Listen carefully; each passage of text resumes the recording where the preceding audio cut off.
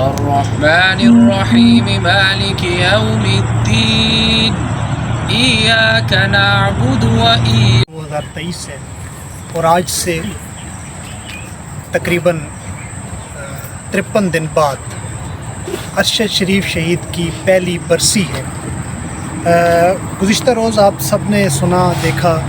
کہ ارشد شریف کی بیوہ سمیہ بابی اور ان کے پروڈیوسر علی عثمان کے وارنٹ گرفتاری جاری ہوئے، اور جب وہ وارنٹ گرفتاری جاری ہوتے ہیں تو پاکستان کی تمام صحافتی کمیونٹی نے اس کی مذمت تو کی ہے، لیکن یوں لگتا ہے کہ ہماری ریاست کی انسانیت کہیں کھو چکی ہے۔ تو آج ہم یہ اعلان کرنا چاہتے ہیں، ایک تو مجھے امید ہے اور پوری امید ہے کہ انشاءاللہ ارشد شریف کی برسی پر تمام صحافتی کمیونٹی بھرپور تقریبات کا اعلان کرے گی۔ مختلف یونیورسٹیز کے اندر تقریبات ہوں گی، مختلف اداروں کے اندر تقریبات ہوں گی، لیکن جو ڈیجیٹل میڈیا سے وابستہ لوگ انشاءاللہ کریں گے۔ ہماری پوری یہ کوشش ہوگی کہ ہم پاکستان میں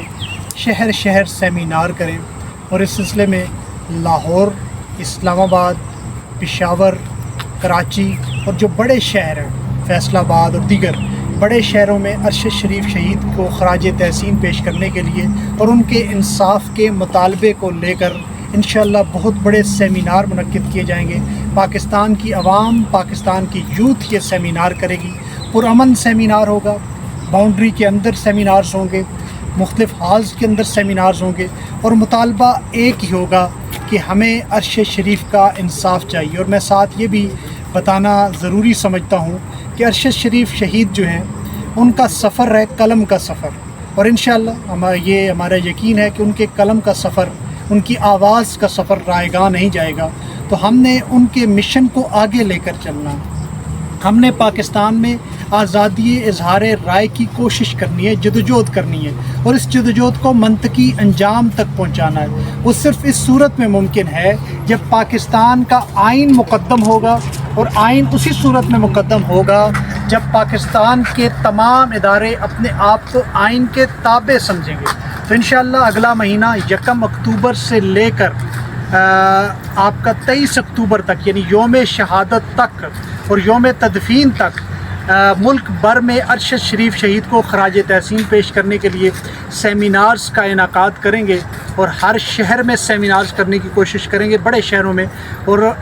ہم اپنی طرف سے تو کریں گے، لیکن میں عوام سے اپیل کرتا ہوں کہ آپ میں سے کوئی یہ سیمینار کرنا چاہتا ہے کسی کالج کے اندر، کسی یونیورسٹی کے اندر، کسی ہال کے اندر، تو ہمارے ساتھ ضرور رابطہ کریں، ہم مل کر کرنا چاہیں گے۔ ہم پورے پاکستان کے اندر یہ ایک آزادی اظہار رائے کے لیے سیمینار ہوگا، یہ سیمینار ہمارے بولنے کے حق کے لیے ہوگا، یہ ارشد شریف شہید کے انصاف کے لیے ہوگا، یہ اس ملک میں انصاف کے لیے ہوگا، اور ہر خاص و عام کے انصاف کے لیے ہوگا، اور یہ اس ملک میں آئین کی بالادستی کے لیے سیمینار ہوں گے۔ اور انشاءاللہ مجھے امید ہے تب تک عمران ریاض خان بھی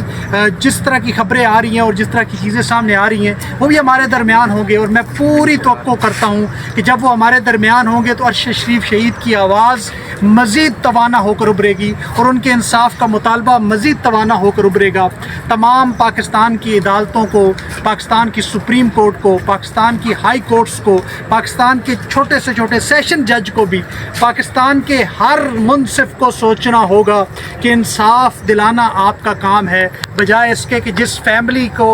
فیملی نے ابھی تک اس کرب سے نہیں نکلی، اس غم سے نہیں نکلی، آپ نے اس کے خلاف، ان کی اہلیہ کو، ان کی بیوہ کے خلاف جو